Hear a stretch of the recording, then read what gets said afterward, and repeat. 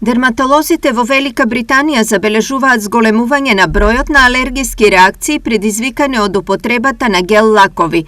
Откако ќе се развие алергиска реакција, можно е пациентот да не може да оди на одредени зафати како операција на катаракта, замена на зглобот или одредени стоматолошки зафати, пишува Daily Mail.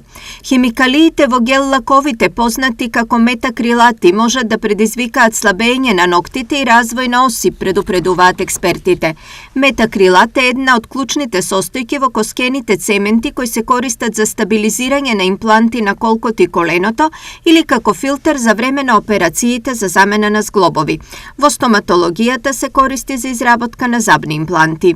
За време на маникир, химикалиите од гел лаковите можат да навлезат во кожата ако UV-ламбите не се користат доволно долго или ако опремата е лошо одржувана. Кога гелот не се стврднува доволно, се јавува реакција на кожата околу ноктите. Секоја марка на гел лак има одредено време на сушење до кое мора да се придржувате, а тоа може да биде 30, 60 или 90 секунди.